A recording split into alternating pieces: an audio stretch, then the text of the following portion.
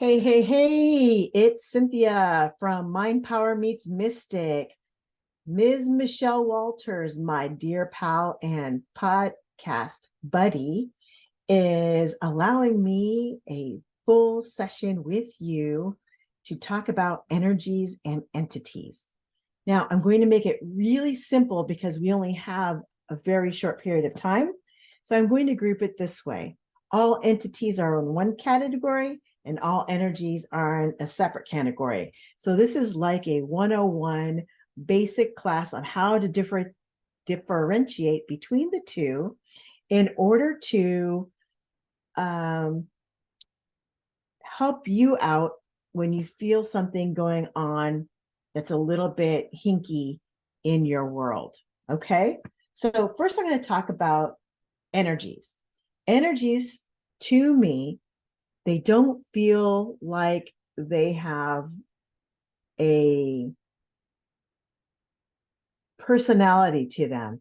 It will feel like it's either higher or lower than my personal energy. It will feel like it gives me an emotional thing, like all of a sudden I'll feel tired, or I'll start coughing, or I get a little bit irritated. And if it's an irritation, it usually also affects my body. So all of a sudden I'll be coughing and choking, or I will have an upset stomach or a headache. So these are energies. Now, energies, it doesn't mean um, that it's just a bad feeling. Energies can build up over time. The cool thing that I can talk about with energies is an exception to what I just talked about are like antiques and heirloom pieces, because they are passed down from generation to generation, and each generation puts their own vibe on it, so that after a few generations, the antique actually gets its own personality per se. But having said all that, you can get imprints of past experiences through that piece.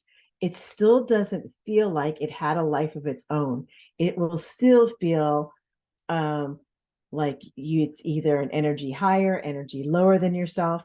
You get the picture. It still follows the same rules. It just has a little bit of a different vibe to it. Now, you can walk through a space and you'll find that you run into an energy. You can sit down on a piece of furniture and find that you run into this energy. And because it has this wacky feel to it, it's not really wacky, but different than what you were expecting, that it can be a little bit off-putting and may make you feel a little bit uncomfortable. Fear not, it is not an entity trying to do something to you, but rather an energy that doesn't agree with your personal vibe. So what do? Get out of that room, or change seats, or go out, protect yourself in a certain way, and then go back in so it doesn't mess with your energy field. Okay. So then we're going to talk about entities. The cool thing about entities is that you can be affected by emotions, but usually it's much more primal. So to me, there's a temperature difference. So it feels like a cool breeze that comes up against me or is around me, but it doesn't exactly go through me. I can inhale it and it feels like a really crisp morning breath. Like I would almost be exhaling like um, the breath fog. But of course I don't. You can have your hackles go up, which is the baby hairs at the back of your neck, or you can get goosebumps, or there will be some kind of physical reaction or response that also goes with this thing. So for me, what will happen is, like I said, the cold air, and then it almost feels like the energy around me is different than mine, meaning that it is like walking through a fog, but much nicer in an interesting way. and other people can actually see them, or they can taste them, meaning that they'll have a certain metallic taste in their mouth that tells them that something is going on. So again, it's primal. Okay, now these entities are usually these beings that were from another time that have decided that they're not going to move on, and that they're going to stay on this plane and stay within the moment of their choice, I think is the best way to say it. Now, entities and energies, you can tell the difference, but they also interact in a different way. Entities can affect a house even when they're not in the house, and energies are much more contained, unless, of course, it's an energy of a person and they've got their, they've got a stinky aura, for lack of better words, and they walk by you, and then you walk through their energetic body, and then you can smell their stink, or you know what I'm talking about. There's that. How energies usually tend to stay with the corner of the house, or a piece of the car, or a part of the desk, or within an object. So when I think of space clearing, it also includes energy, and it's been more than once that we have cleared beds in the primary bedroom to help alleviate stress within a couple. So to go back, let me tell you how these entities affect a house. Actually, let me go back. Let's talk about how energies affect the house. So an energy affects the house in this way. If there is a grumpy energy, what'll happen is that becomes the grumpy corner, law of attraction. So, or if you're sad, so wherever it is that you're having this feeling, you will tend to go to this certain place where the energy will keep collecting and collecting and collecting and collecting, to a point where it almost feels like it is an entity, but not, because again, it doesn't give you that visceral response that you're getting in your body. The other thing that an energy can do is it can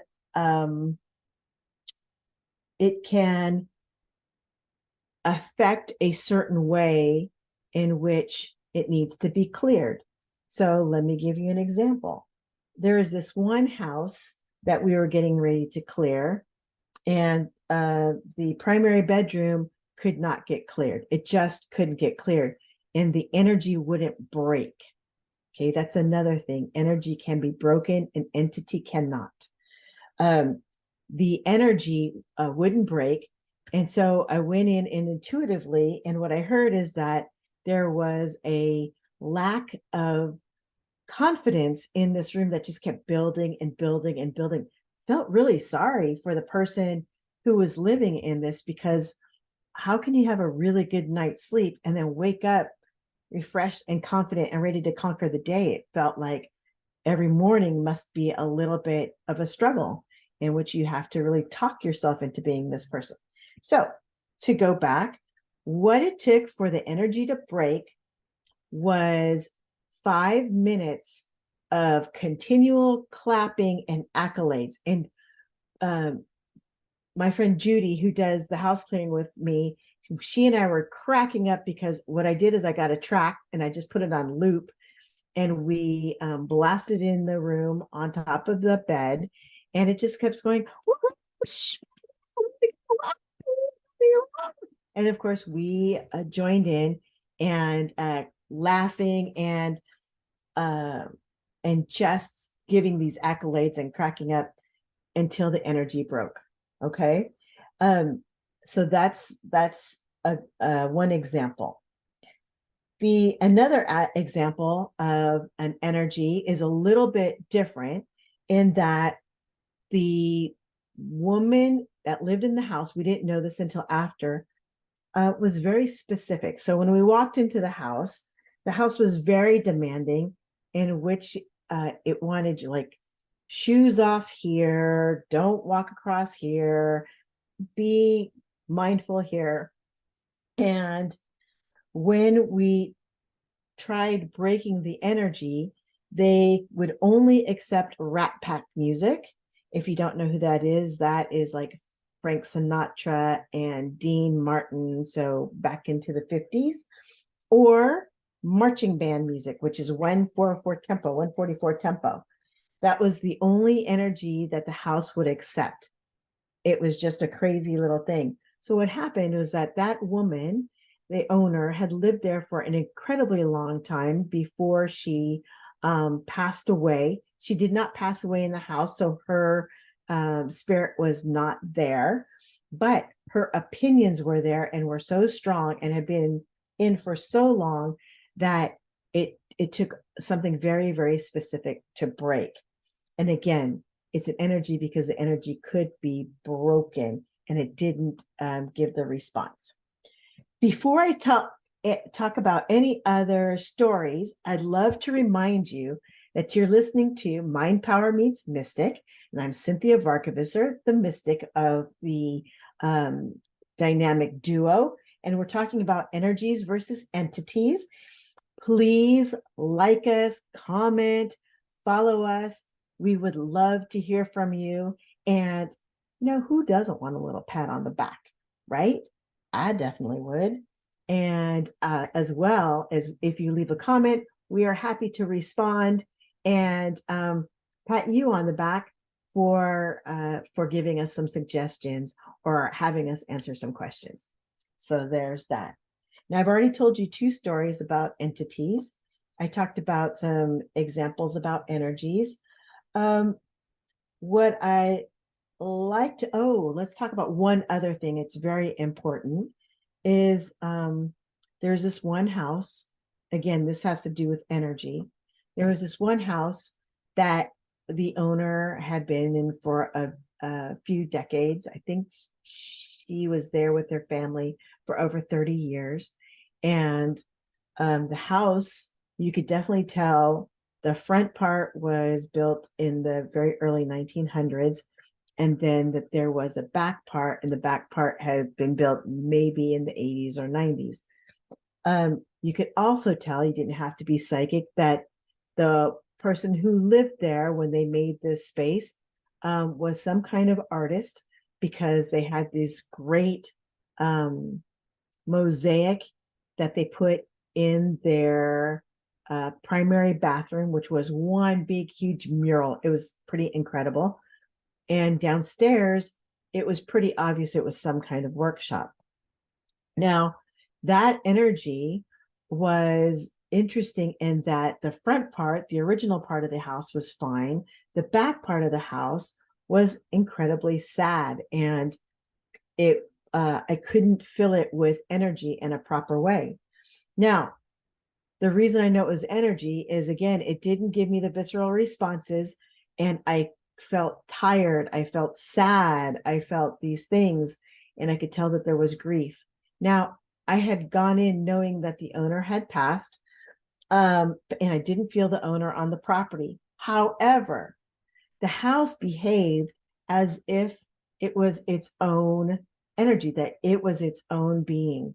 And the house was very sad, the back part, because there was no joy, no love, and it felt like it was no longer connected to the front of the house. Come to find out that the owner had waited a really long time to do the back part of the house, made it exactly as she wanted, and did her artwork down below in her studio, which was tile as well as painting. And the only way that the house could feel full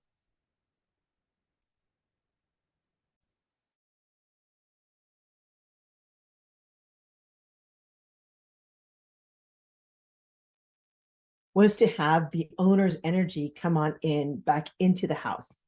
So let me give a quick backstory. The house had been cleared of all the owner's things and was put up for sale, and nobody was taking a look at it. So what we did to make it feel better is that we put artwork back in to the work room, which is right below the primary bedroom, so that the house, that space, could feel the owner's love, the joy through the artwork. Because remember, pieces also carry energy. So we made sure that one was there that was a gift.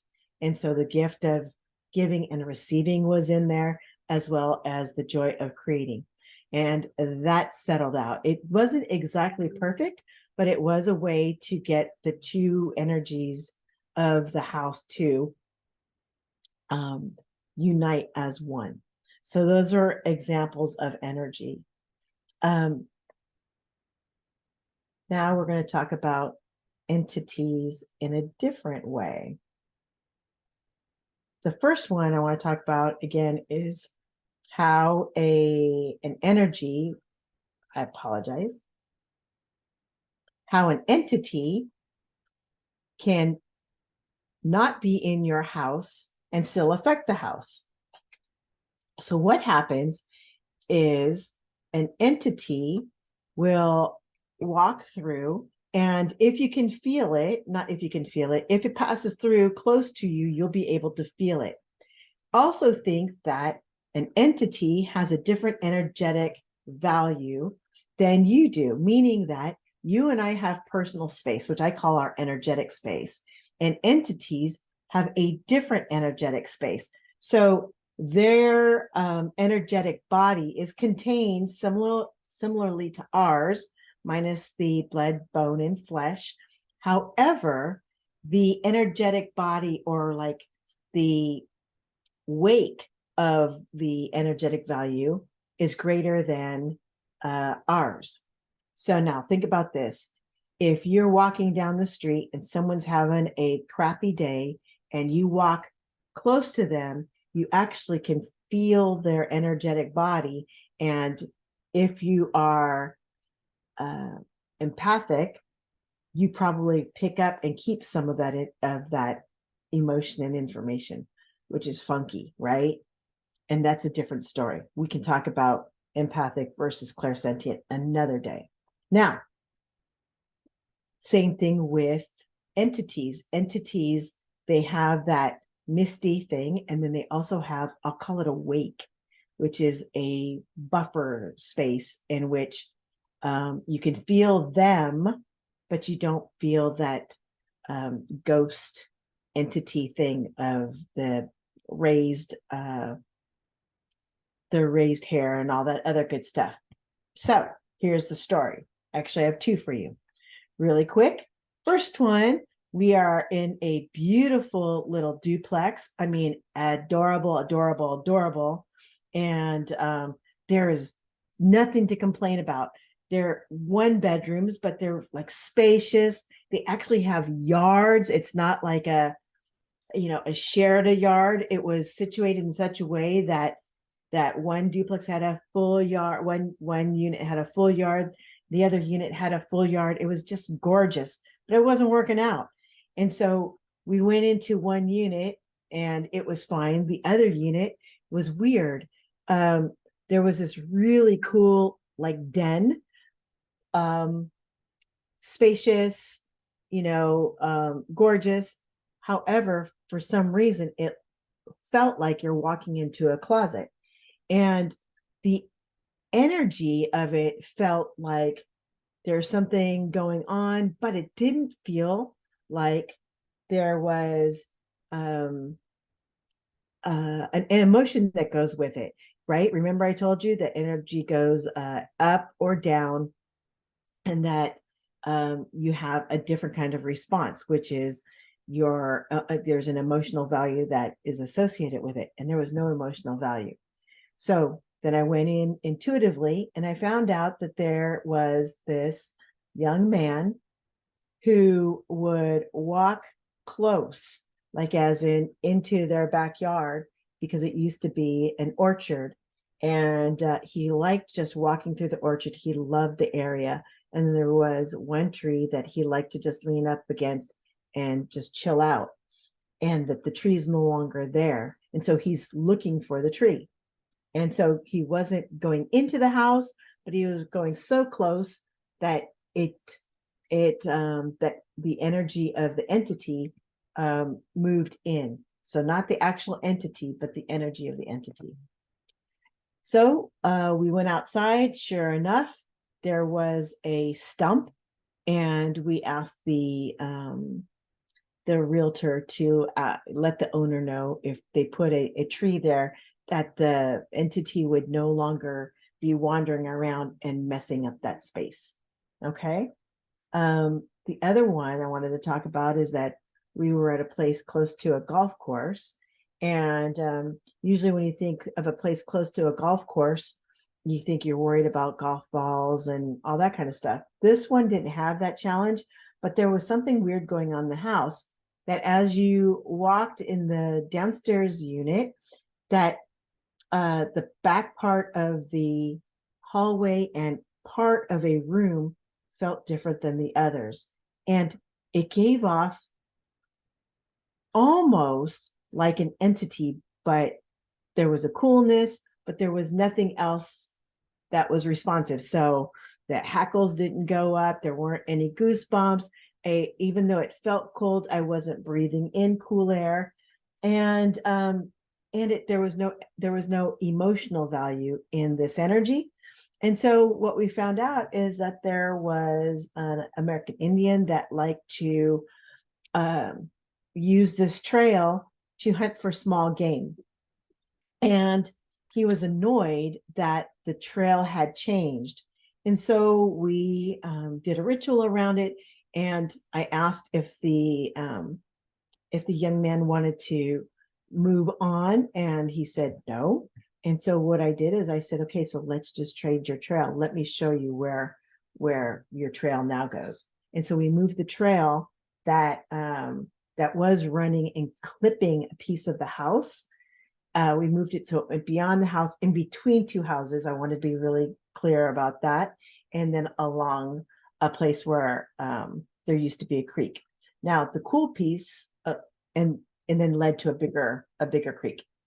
The cool piece about that is that as soon as we did that, an hour later, there was an offer on the house. So that's a really cool story.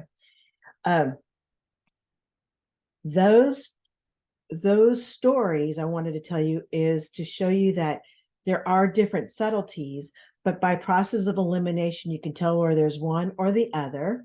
And you can always check your work, which is kind of awesome, because doing intuitive work is all about trust. Doing house clearings, you get to see results in a different way. So let me recap for you. Energies go, your energy goes either high or low, and that you have an emotional response that can be seen through your chakras or an actual emotion. So it could be your throat chakra, your solar plexus, or it could be something as simple as coughing, getting tired, that kind of thing. Entities is much more visceral, that there's a temperature difference and that you have a more primal response. Okay. And that both things can kind of imitate each other. So think about those antiques and heirlooms, how they can almost feel like an entity. And then there are entities because they can leave lingering energetic track marks, that it can almost feel like an energy, and yet they're different. So when you feel an entity that leaves their wake, then what you want to do is that you want to ask the entity if they want to leave. And if they don't, leaving meaning leaving and reshaping, or if they want to do something that's cohesive with the house, that collabs with the house, and that they're all in sync. So a lot of times when there are entities and people are living there, first thing I ask is, how are they bothering you? How are they bothering you? Do you want them to go away? How do you want them to go away? And then it's like mediating. Then I go to the entity and I say, hey, did you know all this stuff is happening? Do you want to go away? If go away, meaning, do you want to reshape? If you want to reshape, I can do that with you. If you don't want to, how can we make this a pleasant experience for all? There was one where there was a little girl who was hanging out with one of my favorite little people, and she wouldn't let, she being the entity, wouldn't let the little girl sleep through the night. And so what I did is I asked what the little girl wanted to do. She didn't want to leave. So funny that the upstairs neighbor was very lonely. And so I asked if she wanted to hang out with the lonely person above, and she did. So she just moved up to another floor. I believe I have given you all you need to know to go to Energy versus Entity 101. I hope you had a really good time hearing about the differences. I would love to know if you have any questions or comments about these things, because I know I made it incredibly broad. So it is funny. It is fun to continue the conversation, and please do by commenting below. You are listening to Mind Power Meets Mystic. I am Cinthia Varkevisser, the Mystic, and Michelle Walters, my podcasting pal, is Mind Power.